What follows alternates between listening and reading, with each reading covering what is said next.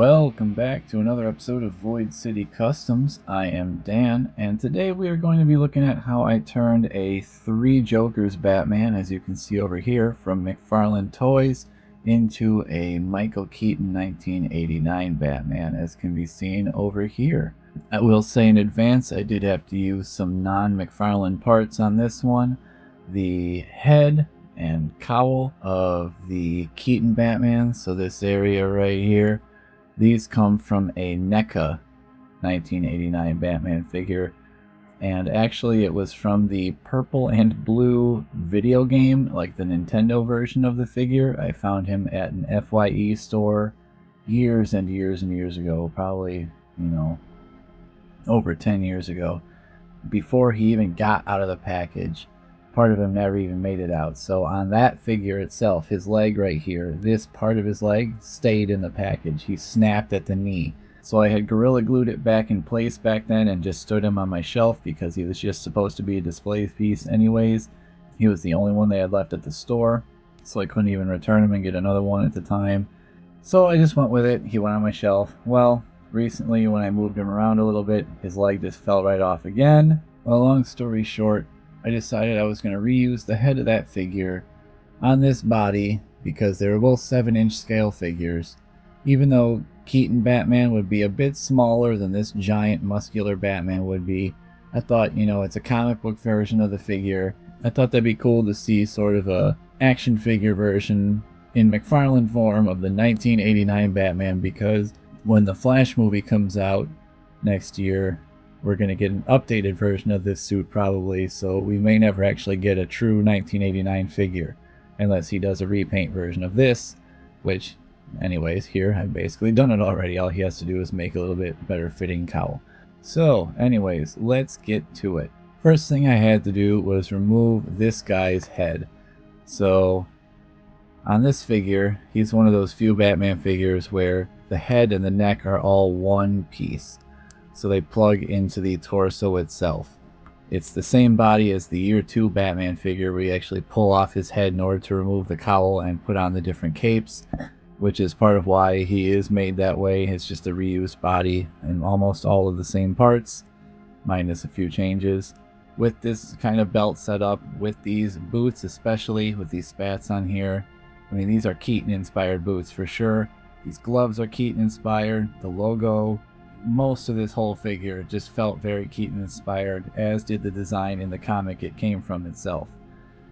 So it made sense to me to reuse that head and try to repaint it. It's a really good Michael Keaton head sculpt on this NECA figure, and the only problem was it had like a purple cowl and a blue face and completely black filled in eyes. So I'd have to repaint everything about this head, repaint this whole figure, and try to fix the belt buckle, because the belt buckle is not quite accurate. Here it's just a circle. I wanted to get the Keaton belt. As you can see, I've got it right here.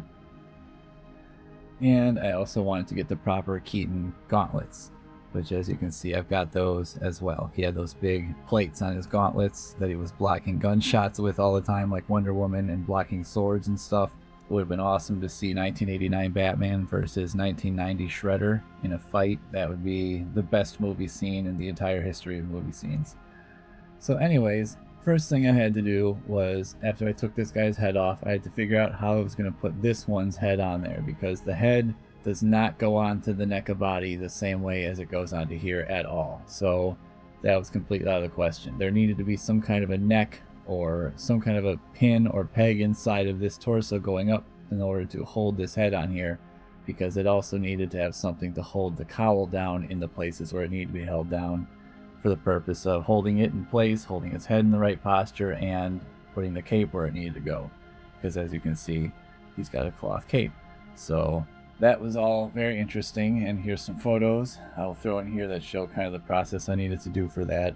I actually used a spare McFarlane neck I had lying around. I drilled some holes through it. I found a nail and I trimmed it. I actually cut it down to size and drilled a hole down into the torso and glued the nail in there, and then lined the neck down onto that so that this whole thing was stuck up in there, so that way when I pinned the cowl onto this figure, I could then curl it up over the front and that would hold it in place. So as you can see on the back here, when I say pinned, there is actually a teeny tiny little pin right there. That's what that circle is. That holds it into his back, and that's what held the cowl down when I stretched it over the neck piece, which again you can see in the photos. And then that held it in place. It's Gorilla Glued on there, all down on the edges, and the cape is underneath there. The next thing I had to do was I had to paint this whole figure black. So what I did was I took the whole thing apart, basically down to all of its core pieces. I heated up a pot of water to boiling. I took it off the stove, and then I dumped this guy into there. I let him sit in there for like 3 to 5 minutes, about that, so he was very pliable when I took him out. And that way when I took him out, I could take him down to all of his core pieces, like straight down to every single tiny little piece. And I including taking the bat symbol out of his chest, kept that aside, took the belt off, kept that aside, and then basically everything else except for his boots and his hands got sprayed black. That's also when I removed his cape as well. The cape gets peeled off. I kept that aside. I'm going to keep that for, maybe a future other custom figure or something, but I'm not using it for this, so that was discarded. I also discarded the butterflies inside the arms. There's those circular pieces that are in the armpits of most McFarlane figures. I took those out because having to spray his whole self black, those would kind of scrape around in there. It would scrape it down to the gray. The paint would get removed. And you don't really need them for this figure. It kind of gives him a little more range of movement. Also, a lot of people actually do remove those for this figure just to give him a better range of motion. You can't really see them on this one because the chest is so muscular and the arms are as well. It kind of hides them. So on this figure, there are no butterfly pieces. He is just complete. They're not in there. So it doesn't hinder him whatsoever. It actually is a benefit. So everything got sprayed black. Again, I used the same spray I always do, this Duplicolor vinyl fabric specialty coating. It's meant for like dashboards and stuff inside of your car, or also even your car seats and stuff like that. It's flexible. That's why I use it, because it works on these floppy cape pieces very well. That's what I primarily use it for, but it also works on the plastic figures as well, because it's for vinyl.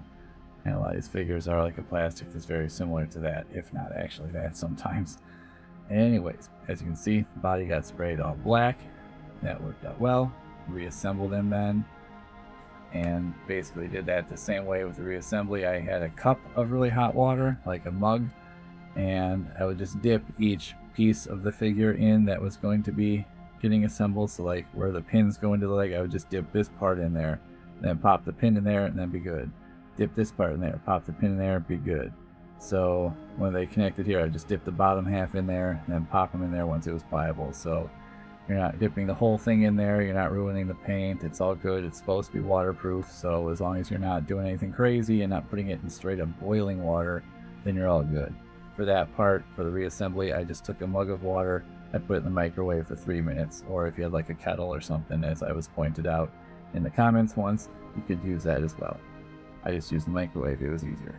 So then the next thing, before I put them back all together completely, was I painted his belt gold, because it used to be this yellow color here, so I painted that gold using my paints. I always use the AV color paints, the game color.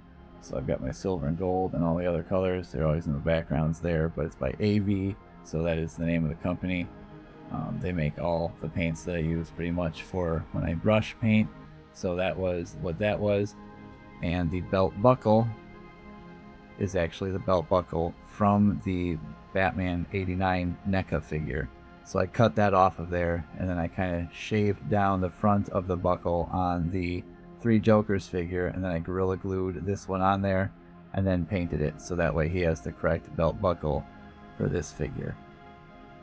Next thing were the gauntlets. I actually used an old cape from one of my figures that had been cut down into scraps. So I found a piece that actually was the same curvature that would kind of like wrap around, and I traced the little rectangles onto there, and I cut out the little slots in the middle with an X-Acto knife after I cut out the rectangles, and I glued one of those onto each one of those, so those are kind of those bulletproof plates he had on his gauntlets. And then I also trimmed down the gauntlet fins, because on the Three Jokers Batman figure, they are humongous, as you can see, a lot more cartoonish or comic book styled, so I trimmed those down to be scaled a lot more in line with the movie versions. Now, for the cape itself, the nice thing about that was the NECA figure had a cloth cape. The only problem was that it was like bright purple. Obviously, that doesn't work for this figure. It was also a little bit too small because it was kind of meant more for a Michael Keaton, kind of 5'10" sort of type figure, whereas this Batman is kind of a little bit taller. And I wanted it to be a bit bigger of a cape to have a bit more of that kind of effect of it, where I could wrap it around him or whatever, or pose him with it correctly. So what I did was I'll show some photos here. I laid it out on top of another piece of black fabric that I had from another Batman project I did.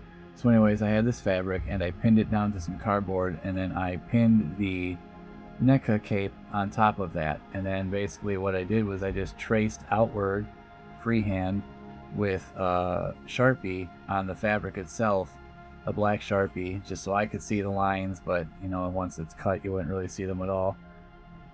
And just freehand went outwards about another inch and a half and made the cape longer, and basically just extended the edges of the cape outwards, and then just traced basically the exact same shape but bigger.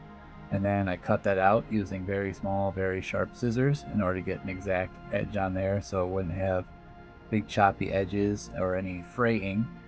And there you have it. There's the cape. It actually had the slot for the neck hole already built into its design, so that lined right up with the neck hole on this figure, and then the cowl goes right over it. It's a pretty big cape. Sorry I didn't show you this while I was talking about it. Probably could have done that.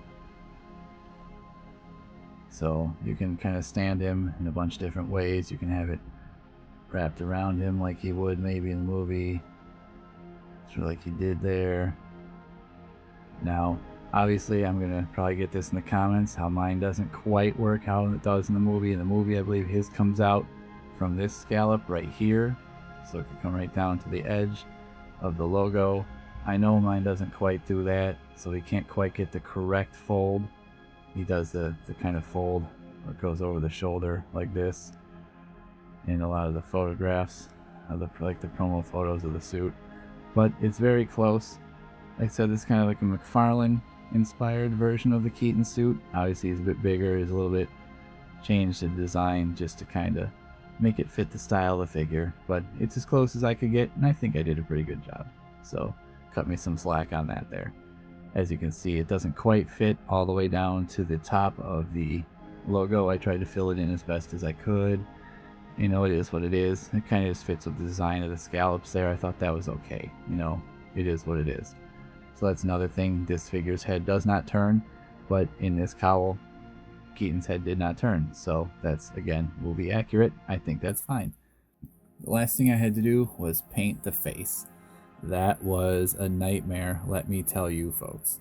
So painting the chin and the jaw wasn't that terrible, and then painting the lips also, because they are a different color. I made them a little bit pinker just to kind of stand out, but not too much. And he's a little bit pale, but it's a Tim Burton movie, so I mean he should be a bit pale. Some of these Batman figures have a lot more tan skin, especially this guy. He's probably supposed to be dirty, or it's supposed to be like 5 o'clock shadow or something, I don't know. But I mean, this is supposed to be Tim Burton Batman. He should be pale. Painting the eyes, that was the nightmare. So as you can see, I got in there and I did get them.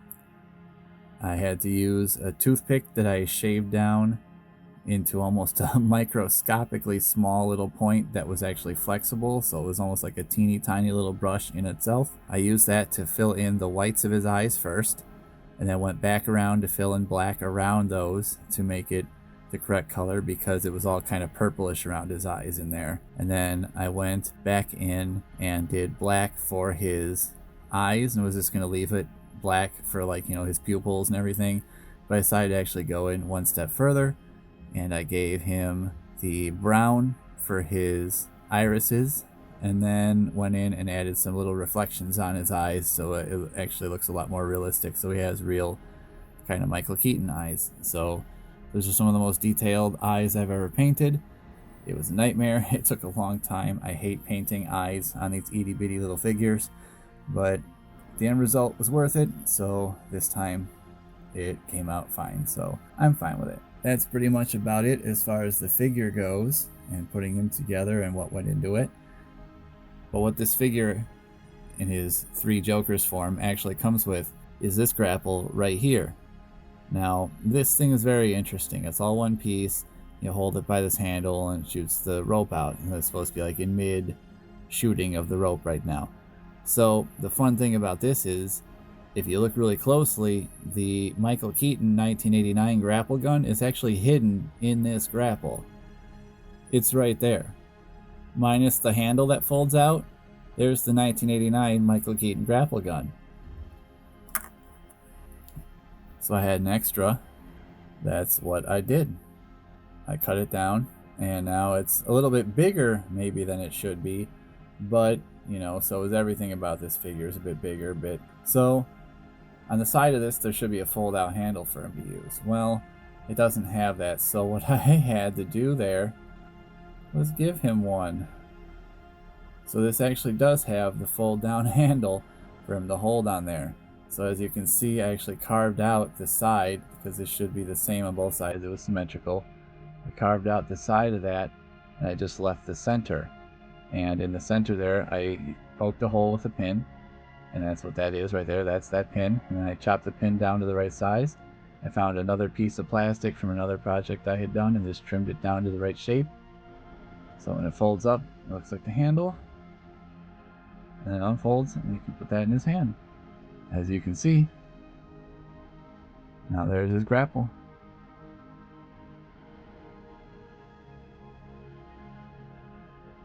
Well, there you have it. That is my take on the Michael Keaton Batman from 1989, done in the form of a current day McFarlane Toys DC Multiverse figure. Obviously, again, I did have to use a NECA head on there. As you guys know, I strive to try to use only McFarlane parts when I make McFarlane toy customs, but every once in a while you have to make do. And it was too good of a head sculpt to let go to waste, even despite the ugly purple color scheme that it used to have. So after the repaint, I think it comes out fine, and it looks really good with this figure's body.